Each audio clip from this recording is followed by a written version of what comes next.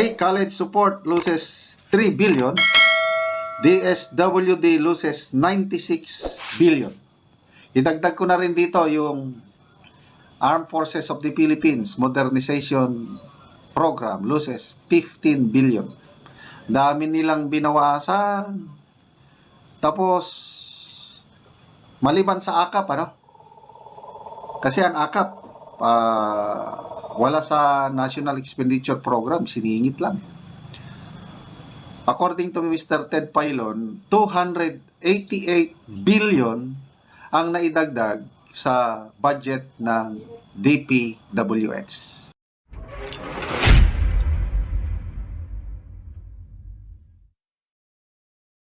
Mga update mula dyan sa Senado, yung Bicameral Conference Committee report, ukol po yan sa pambansang pondo, ay naratipikahan na ng Senado. Pero yung minorya ay hindi raw bumoto para sa naturang ratifikasyon ng bill. Niratipikahan na ng Senado ang Bicameral Conference Committee report ukol sa 6.352 trillion pesos 2025 national budget. Sa plenaryo ng Senado, tanging si Senate Deputy Minority Leader Risa Ontiveros at Senate Minority Leader Coco Pimentel lamang ang hindi bumoto sa pagratipika ng panukalang pondo para sa susunod na taon. Nag-alala naman si Senator J.V. Ejercito na magkaroon ng legal issue ang pag-zero sa subsidiya ng PhilHealth sa panukalang pambansang pondo para sa 2025. Nakalaan na niya para sa indirect contributions ng persons with disabilities, senior citizens at indigents ang Universal Healthcare at Sin Taxes Law. Sinabi naman ni Senator Christopher Bongo na meron siyang strong reservation tungkol sa pagtanggal ng budget para sa PhilHealth. I'm saddened by the zero budget given to PhilHealth. As chairman of the Committee on Health, advocacy ko po ang health. Dapat po ang pondo ng PhilHealth ay para sa health. Kaya nga po, PhilHealth. Una nang sinabi ni Senate Committee on Finance Chairman Senadora Grace Poe na nagpasya ang mga senador at kongresista na hindi paglaanan ng subsidiya ang PhilHealth dahil meron pa itong 600 billion pesos na reserve funds. Paliwanag ng Finance Chief na kailangan munang gamitin ang kanilang reserve funds na kung saan nakaimbak lamang at hindi nagagamit ng taong bayan. Gayunpaman, sinabi ni Senate President Francis Chis Escudero na walang perpektong budget kung saan kailangan niyang bigyan prioridad ng Kongreso ang paglalaan ng pondo para sa 2025 sa mga ahensyang nangangailangan. May puna naman o reaksyon ang dati pong nagsilbi bilang Executive Secretary ni Pangulong Ferdinand Bongbong Marcos Jr. Ang unang Executive Secretary ni Pangulong Ferdinand Marcos Jr. si Attorney Vic Rodriguez dito ho sa pagtanggal ng pondo para ho dito sa ito hong pondo ng Philippine Health Insurance Corporation para ho sa 2025 o yung dagdag po sanang pondo dito. At sabi ho nitong si Executive Secretary Rodriguez o dating ES Rodriguez, yung pong dapat incompetent at mga tiwaling opisyal ng PhilHealth ang dapat pong parusaan at hindi yung mga miyembro nito. Mananagot ang ilang tiwali at incompetent officials ng PhilHealth kaysa mga miyembro nila ang maghihirap maka-avail ng medical services sa susunod na taon. Ito ang banat ng dating aliado ni Presidente Bongbong Marcos na si former Executive Secretary Attorney Vic Rodriguez kung bakit nagkasundo ang mababa at mataas na kapulungan ng Kongreso na ipataw ang PhilHealth defunding dahil mayroon pang manong 600 bilyong pisong savings. Sinabi ni Rodriguez na kung hindi pabaya na klase na Pangulo si Marcos sa kanyang mga nasasakupan ay maiwasan sana na papalag ang PhilHealth members dahil sa desisyon na zero budgeting. Magugulitan kinuligsan ng gusto ng mga miyembro ang desisyong ito ng mga mababatas dahil mas kinampihan pa ang 26 billion pesos na inserted budget ng Kamara para sa AKAP program ng DSWD kaysa isyong pangkalusugan ng mga mamamayan dito sa bansa. Bakit mo parurusahan ang mga ordinaryong Pilipino? Bakit mo parurusahan ang mga mahihirap na Pilipino na ang kanilang pangunahing siguro pagdating sa kalusugan ay ang PhilHealth? Kung merong mali doon sa management ng PhilHealth, yan ay nasa ilalim ng Executive Department at lahat ng nakaupo dyan ay appointee o itinalaga ni Bongbong Marcos. Kung sila ay hindi nagtatrabaho ng tama, ang dapat kastiguhin at disiplinahin ay ang mga mahihina o tiwaling officials ng PhilHealth. Hindi dapat parusahan ang mga manggagawang Pilipino. Pag-usapan natin ngayon itong latest post ni Karen Davila na isinare lang ni Crisette Laureta Chu 4 hours ago. So, unahin ko muna kay Crisette. Sabi niya, Dear First Lady Liza, every time Tambi gets his way, it's the Marcos admin that becomes inefficient. It's BBM that suffers the blowback. Please find a way to remove Tamba. Okay? So, hiling ni Crisette Laurita Chu kay First Lady. Ito, ang basihan ni Crisette sa kanyang hiling is dahil dito sa post ni Karen Davila. Okay.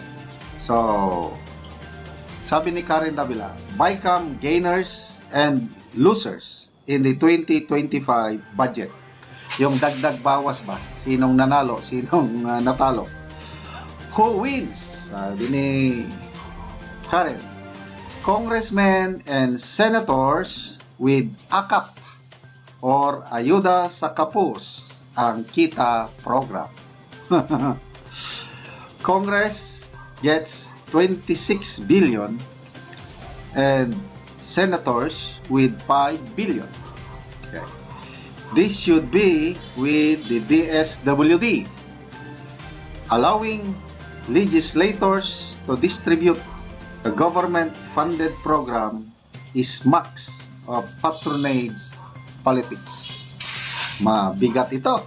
Galing sa isang mainstream media journalist, ano? Talagang napuno na rin ng salop itong si Karen Davila, no? Sana tuloy-tuloy ito. Mga ganyan ba pagpupuna? Kasi sino lang palaging pumupuna? Si Ted Pailon lang. Non-stop si Ted Pailon at saka si DJ Chacha.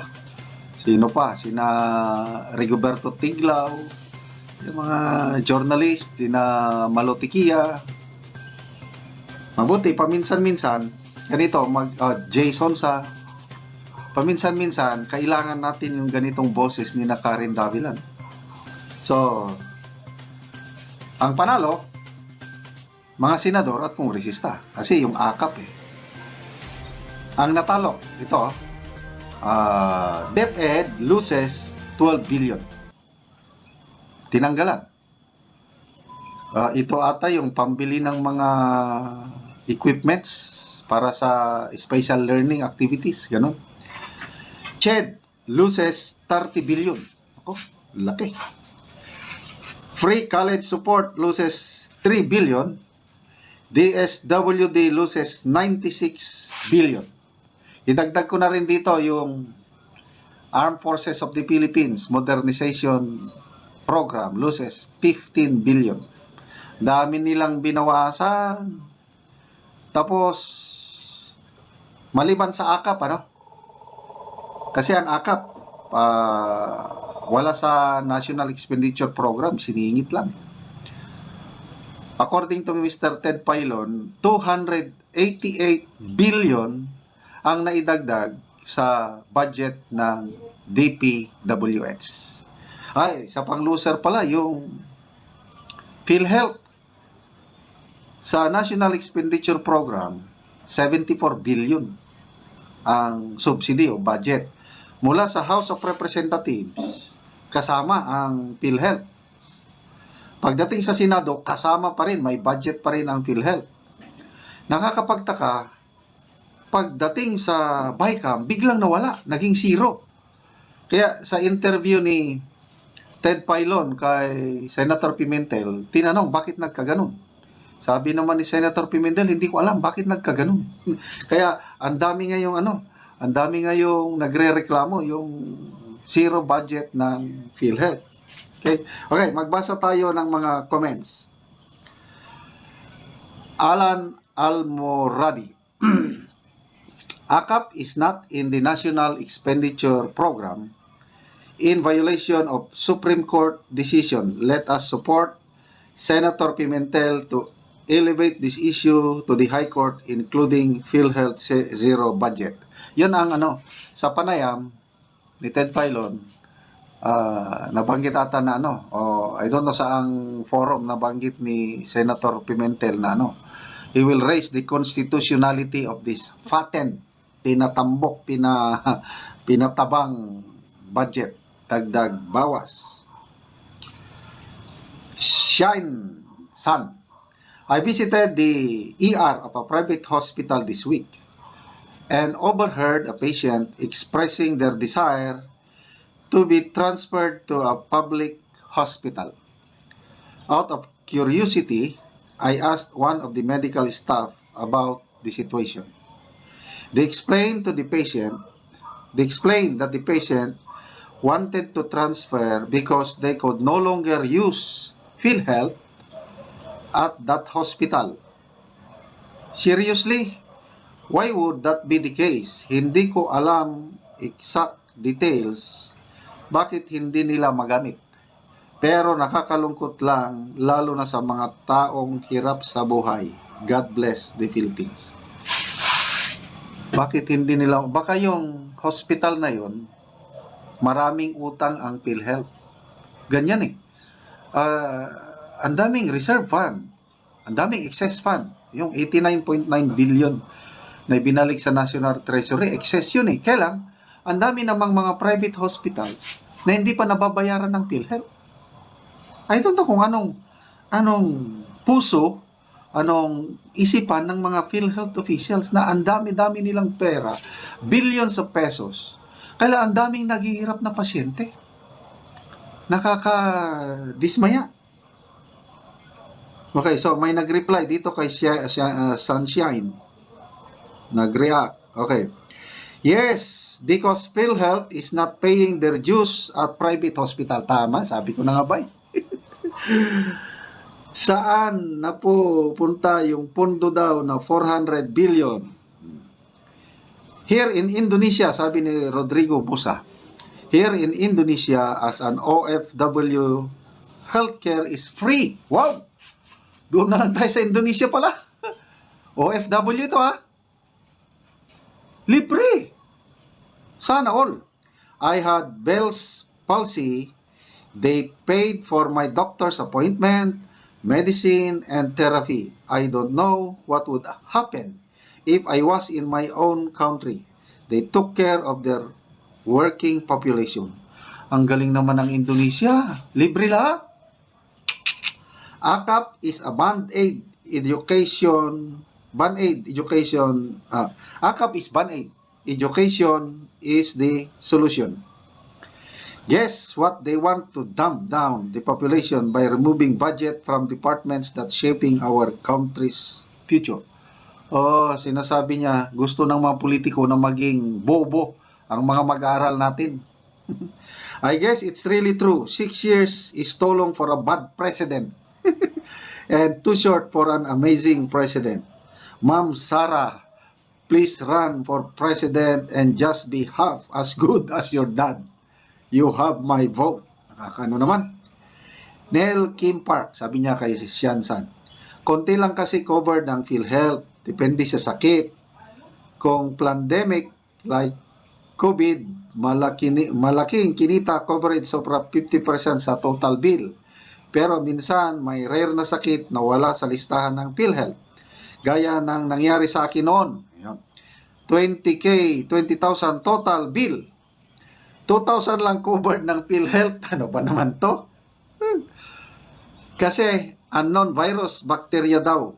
Kahit mas malala pa sa COVID, yung nangyari sa akin, buti na lang binayaran ng congressman namin yung 18K balance ko. Congressman pa. Ay, nako. So, salamat, Madam Karen Davila. Sana palagi kayong mag-post ng ganito para malalakas pang loob namin dahil may mga mainstream media journalist na kagaya nyo na bumabati ko sa ginagawa ng ating mga mambabatas. Grabe mga lords na. Isipin nyo itong mabuti. Ang Malasakit Center na sobrang daming natulungan, sobrang daming nabigyan ng tulong pinansyal, mga malulubhang sakit, yung mga malalaking bills nila sa hospital, natulungan ng Malasakit Center. And guess what? Guess what? Walang pondo ngayon ang Malasakit Center. Kaya sobrang kawawa yung mga kababayan natin na dun umaasa, wala ng pondo. At ito pa, ang pinaka nakakatawa sa lahat. Walang pondo ang Malasakit Center, pero yung AKAP, yung buwisit na AKAP, bilyon-bilyon. Diba? Iba talaga ang trip nitong si Tambaluslos eh. Ha? Iba ang trip nitong mga buhaya na to.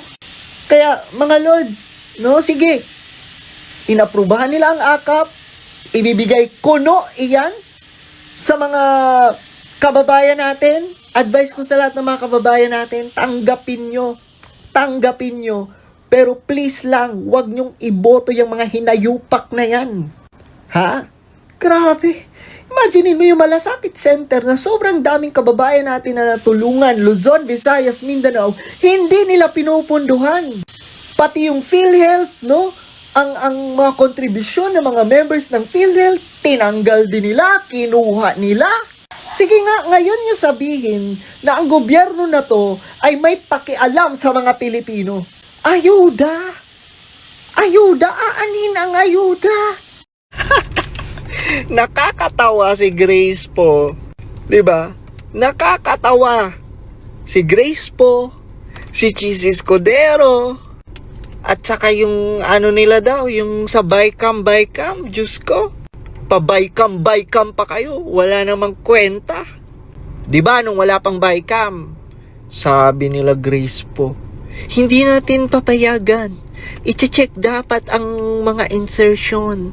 Lalo na yung akap, busisiin daw. O, diba?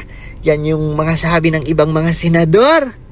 Tapos nung nag-Bicam na, ang ending, pumayag sila. Tapos ang nakakatawa, makikisali ang Senate sa akap. Diba? Parang nahatian sila ng portion, mga 6 billion ata yun. 6 billion daw sa Senate. Pagdating sa AKAP, yung ayuda program nila kuno. At saka, di ba, 10,000 plus billion, I think, or 20 billion sa Kamara, sa House. Wow! Wow! Natatawa ako kay Grace po. Tapos after Bicam, in-explain na ni Grace po na yung akap, diniscuss daw ng maayos yung akap. Dati ang ating pagka may parating na bagyo, inaantay na lang natin. Sabi na, padaanin muna natin yung bagyo, padaanin muna natin yung putok ng bulkan, padaanin muna natin yung lindol bago natin puntahan ang mga nasa lanta. Patay na tayo, Mr. President. So saka pa natin i-rescue. Patapusin muna natin ang baha, patapusin muna natin ang lindol, patapusin muna natin yung pag-alboruto ng bulkan, tsaka pa-a-action. Ewan ko ba mga lods, no? Kung gaano ka prepared, 'di ba, ang past administration pagdating sa calamities. Ngayon ang administrasyon ngayon, kabaliktaran talaga. Grabe. Alam niyo mga lods, no? Na-disappoint talaga ako kay President BBM kasi nung simula, okay pa naman siya nung simula. 'Di ba? Yung pag-response niya sa gobyerno na to sa calamities. Pero habang tumatagal, hindi nagiging consistent. Habang tumatagal, yung nagiging papyaw na lang.